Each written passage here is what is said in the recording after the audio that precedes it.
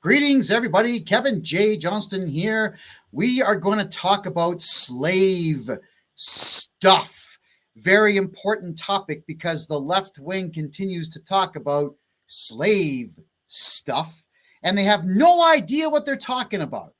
So I brought on special guest Michael Arana, who is a dual citizen, Canada and United States, to talk about slave stuff because Michael Arana is cleverer than most. Definitely smarter than everybody on the left wing. And shh, you probably don't notice this right now, but he's black. Did I say that out loud? Michael Arana, great to see you again. So good to see you, man. Thanks for calling.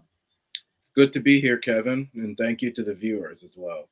Well, Mike, you and I have this conversation all the time that the two of us are absolutely sick of the rewriting of history that's going on, where we have the left wing constantly stating that Black Americans must get reparations for slavery. And white people were the only ones to ever enslave people. So on. Well, I'll say this. I mean, I actually think that they should get it. Here's how I would do it. Let me hear it. If I was the leader of the free world, I would order any business which profited from slavery to have to pay a certain amount to Black organizations. I think that these globalist companies should be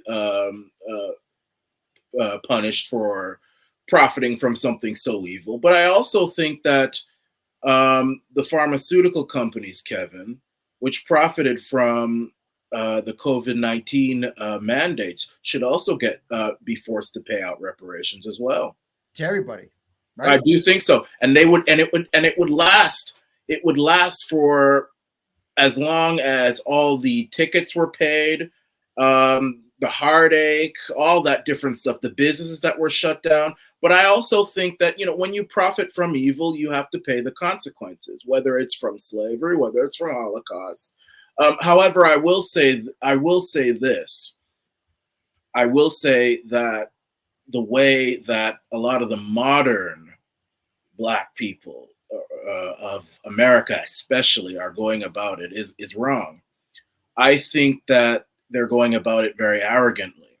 And I think that my people spend so much time demanding reparations, which I think they should get, and less time trying to do what Malcolm X said we should do, grow our own community, focus on creating businesses, focus on creating jobs for our people and other people as well. Focus on taking pride in our community. Stop worrying about things that you don't have control over. Do I think that we need reparations? Yes. Do I think that people who are discriminated against by the COVID-19 mandate should get reparations? Yes. But I also think that we should focus on ourselves just as much, if not more. Well, it's a good point. A couple things that you've commented on that I'll comment on now. And that would be that Black people, especially in the United States, don't have Black business coalitions. I mean, there's Black entertainment television, which I thought was an insult because Black is not a culture. It's just a skin tone. Culture is culture. And you'll notice that there are many Black nations in Africa, all that have vastly different cultures. So if you're going to have Black entertainment television, then you're saying that we are unable to compete with you whiteys. So we're going to have our own network. But you whiteys can't have your own network because we want to compete too. I think that's an absolutely ridiculous thing. But as for reparations, I've actually thought about this. I thought about the mathematics in my head on reparations. I would say this. Let's say there was a corporation that existed prior to 1808 when the British colonies banned slavery. The Americans banned the importing of slaves in 1808 to coincide with England. But the Constitution, if I've got this right, was not rewritten until 1865. So if any corporations existed from in that point that still exist today, and there were any ancestors whatsoever who worked for that corporation, okay, get them some reparations. But we'd also have to figure out, though, what the value of a penny was back then, because a penny would buy you a meal back in those days versus what a penny is worth today, and try to find some balance out. Then you also said people should work on themselves, which everybody should. Everybody should be reading books, going to the gym, jogging, building good personal interpersonal relationships with people, self-improving, improving their community, going to church or the community center if you're not religious, and helping out, volunteering your time to feed the homeless, volunteering your time to help kids with guidance. Yeah, the Black community should be Well, yeah, building. I've always said that the key, and this is what the Japanese have done, this is what the Chinese have done, the Jews, Arabs. The key is to create businesses. A lot of people say, "Oh, work, get a job." I go even further than that. I say we should create more businesses, because business entrepreneurialism, that's economic freedom. You see, that's economic liberty, and we can do that on our own instead of focusing on who can be the next Black president, and we don't seem to, first Black president, first Black vice president, they weren't really Black. They're mixed, half-breeds. Yeah. So instead of focusing on that, focus on economic liberty. Now, you said something about Black entertainment television. Here's my thing on this.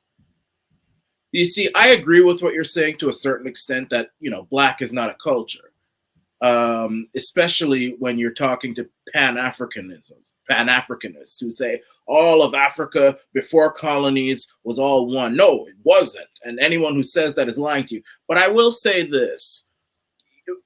When it comes to North America, one can argue that Black is a culture, because we're very disconnected from Africa. I've never set foot on Africa. None of my parents have ever set foot on Africa. None of my grandparents or great-grandparents have ever set foot on Africa. So we're so disconnected, unlike you, who you could say, well, I'm Irish Canadian and, German Canadian. I'm more disconnected from Africa than you are from Rome. And Rome used to conquer the British Isles. He also used to conquer Africa. Yeah. So I used to be one of those people that say, oh, Black entertainment television, no white. I say, first of all, I think when you hear about like Black this and Black that, I think it's more because Black people, especially in America, have been so used to being told that you are inferior. So people create things like Black entertainment television and Black this and Black that to say, no, this is propping up you. You are important. You are this. Black is beautiful. All this sort of stuff. And it would be different if you were to have something like a white entertainment television. It would set off a different message. That's just that's the reason I think that is going on. It's not like you're saying, well, let's have a Polish entertainment television. That's Polish pride or English. Now, if you say in America, white entertainment television, that's going to send off some pretty strange vibes.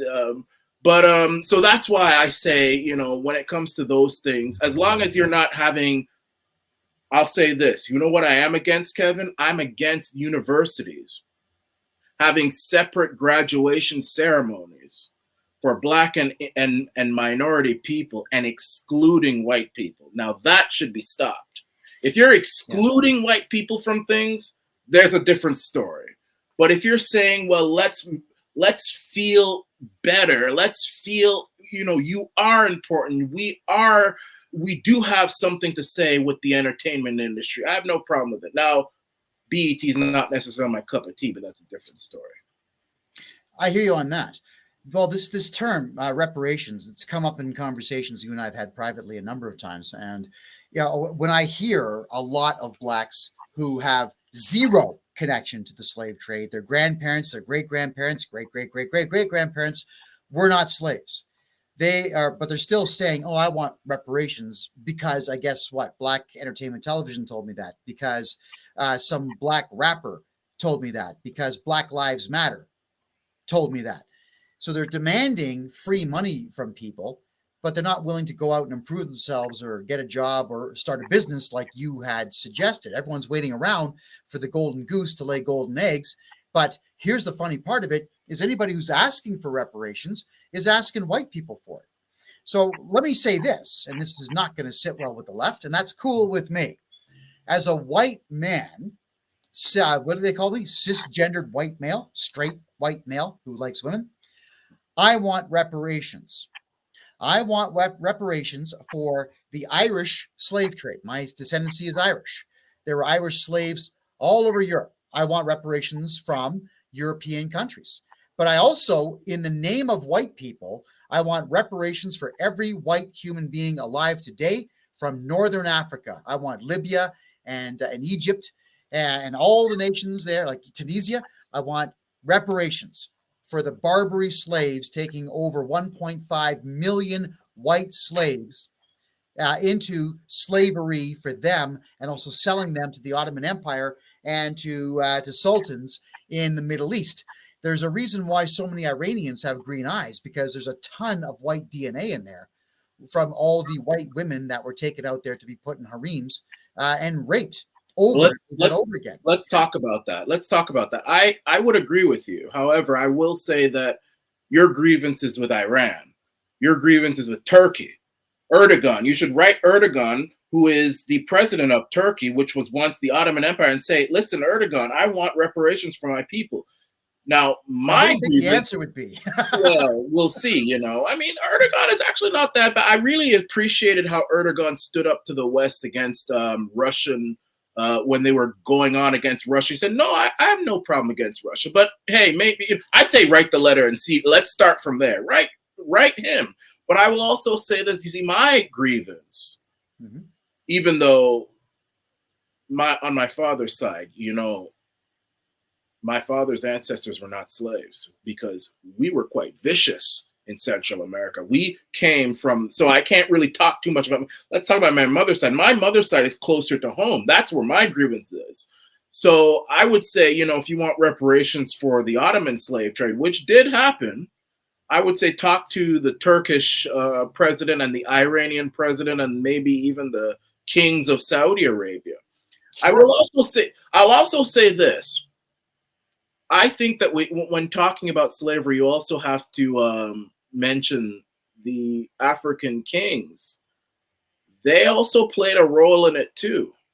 Those kings and those witch doctors and those princes, they profited heavily from slavery. But I don't want to really mention them, because, you see, I would say, well, actually, I should mention them, because it's them primarily, not the white man. The white man wasn't trekking around in those jungles in Western Africa looking for my ancestors. They relied on the king of the Ashanti Empire and the Mali Empire to get his generals to go after my ancestors, who may have had some beef with the king, to sell to the white man, to the Spanish, because it was the Spanish and the English, in my case, and send me to the New World. So they should also pay into the pot of reparations. And I only mention that because you mentioned talking about it's white people who would pay it.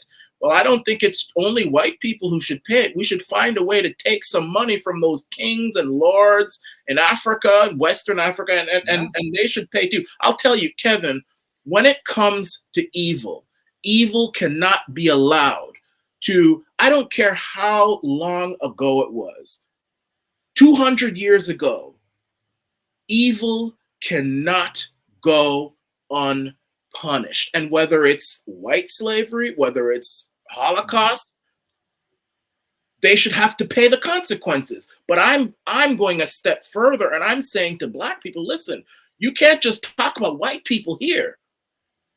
You also have to talk about those kings down there. In fact, if it wasn't for them, we would probably still be in Africa today. Correct. Now, that's the other part too, is that whites, let's be honest here, white folks got into enslaving Africans. It was somewhere in the range of 500 years after the Muslims were already doing it. They were already making deals with warlords and Black slavers. Blacks were enslaving Blacks for centuries before white folks said, hey, you know, these guys can pick cotton. That is a fact. That is never brought up. Today, in Saudi Arabia, today, there are black slaves. You can purchase black slaves from Eritrea, from Somalia, and Sudan on the Same dark with Libya. web. Yeah, you can buy it. I'll repeat what I just said. You can buy black men and women as slaves in Saudi Arabia in the year 2023. And I'll tell you this too, Kevin. Yeah. 1 second, one very brief thing. How ironic is it that in Libya you can buy black slaves, and you know who's responsible for that? Barack Hussein Obama, the first black president who killed Gaddafi, who was a great friend of black people. He killed Gaddafi, and as a result, now radical Islamists are purchasing Africans in Libya as slaves. Thank you. Thank you, Obama. Thank you, first black president who's not really black. Yeah, he wasn't really black. And everyone says, oh, you're racist because you don't like Obama. Oh, fact. Until Joe Biden, Barack Obama was the worst president in American history. Married to a man. Michael is a man. Well, I don't know about that. Yeah, I'm sure. Well, we'll if someone said bet a testicle on that fact, and all you're going to get is $1 if you win, and you'll lose a testicle if you lose, I would still make the bet, stating that Michelle was actually Michael and a man. Regardless, I digress. What I want to say is that it's white folks who ended the slave trade. 1808 is when England said no more slaves, period. France didn't follow suit for a couple of decades afterwards, only because, was it 48? Because there were slavers that they didn't want to be boarded. The British Navy would board British ships, or at least ships that were flagged to Britain, board them looking for slaves, and they would fine the shipping company, confiscate the ship, imprison the sailors, and free the slaves. That's what they did. So white people freed the slaves in the ocean there, folks. Then so slavery, and that is true. That doesn't mean that they shouldn't. That our governments and the businesses that profited shouldn't suffer the consequences. But you are right about that. It was England, and followed by, I believe, France, and I think France had to. You see, because what happened with the French is slavers and British merchants would just fly the French flag on their ships, so the British Navy had no jurisdiction to enter their ships. But France got sick of that, so they just said, okay, fine, we'll ban slavery too.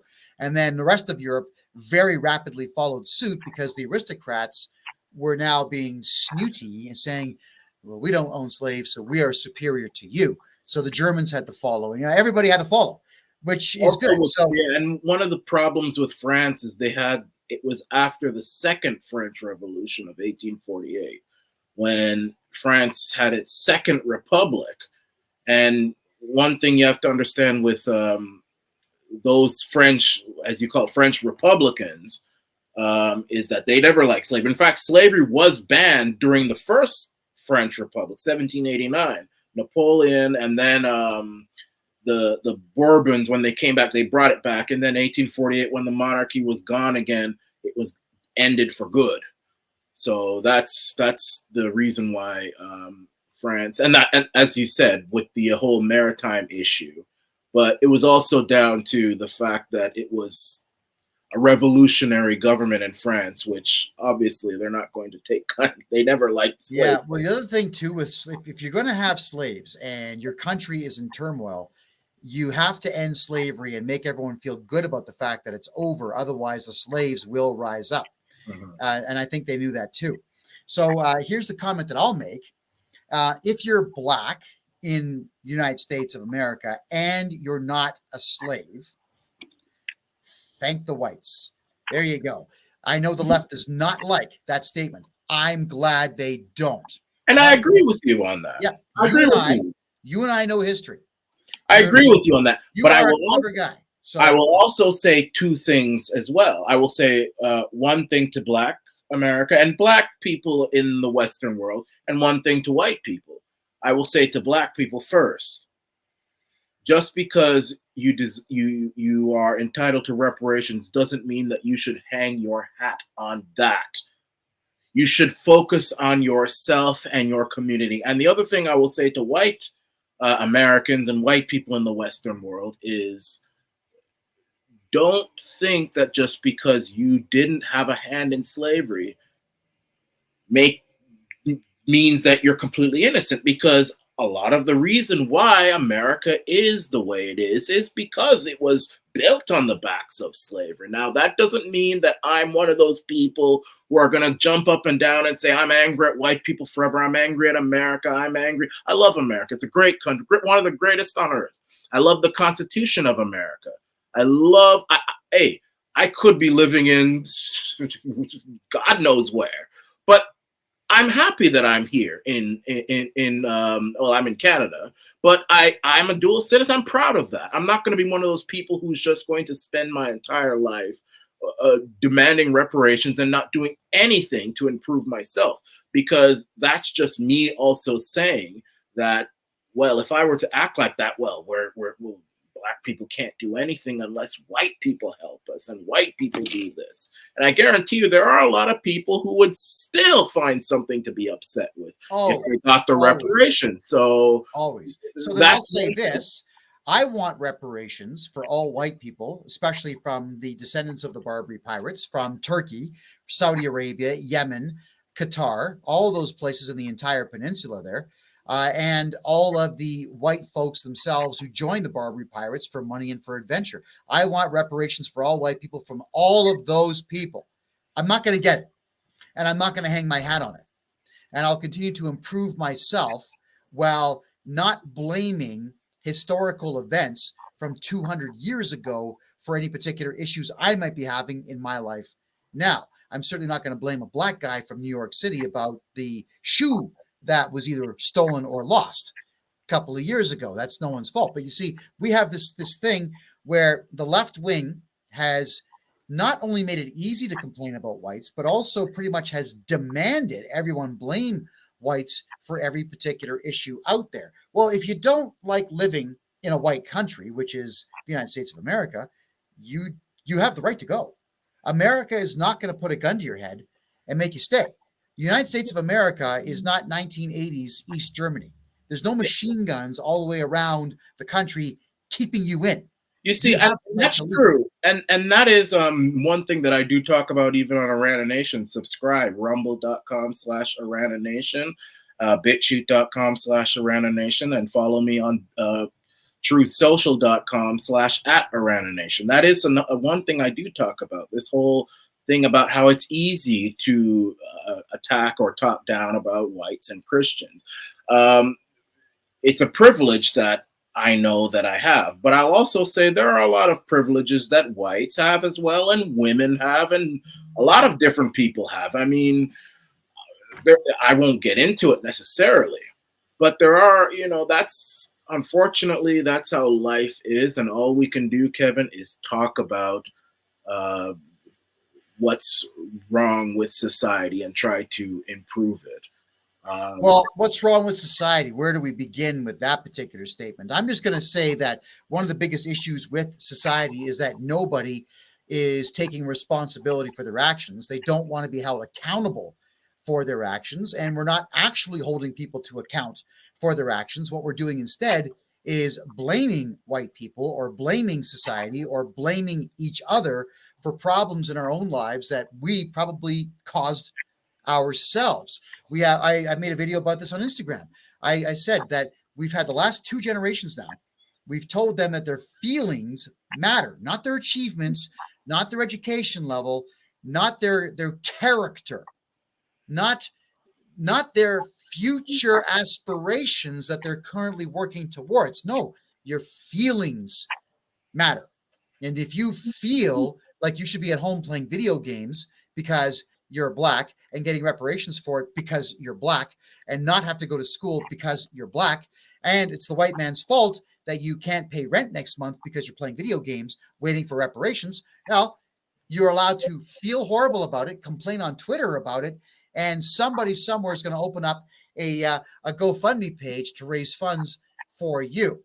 And meanwhile, someone's also going to blame your white neighbor and probably break their windows and trash their house and have a protest and so on. No, I'm Well, quite we live in a victim age.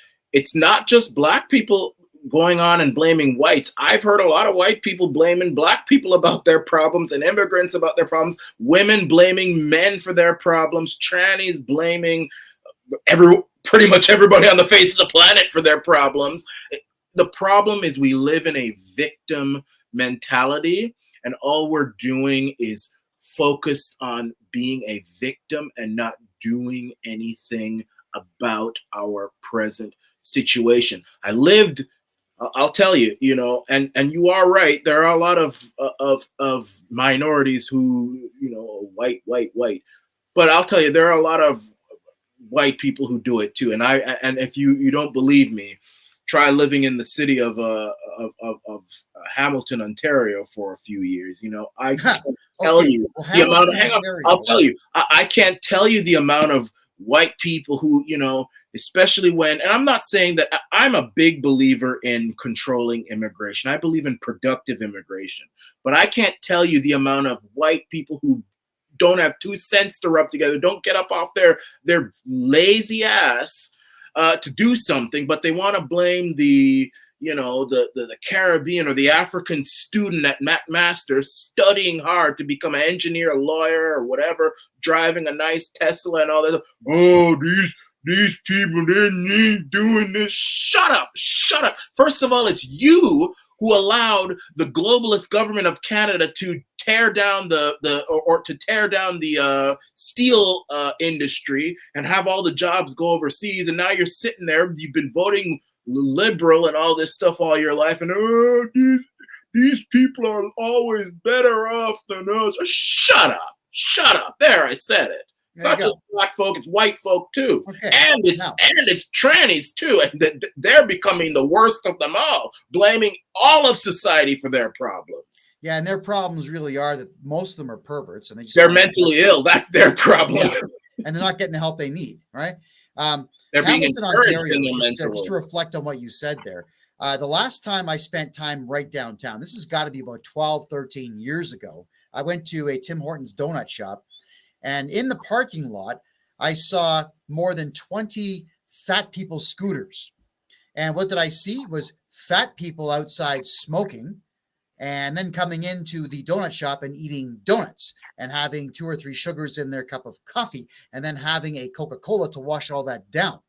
So, and that is very much representative of Hamilton, which is a far left city. And I really love the city. I mean, I did enjoy my time in Hamilton. I do love, it's a working class city, and I really appreciate the history of the place and everything like that.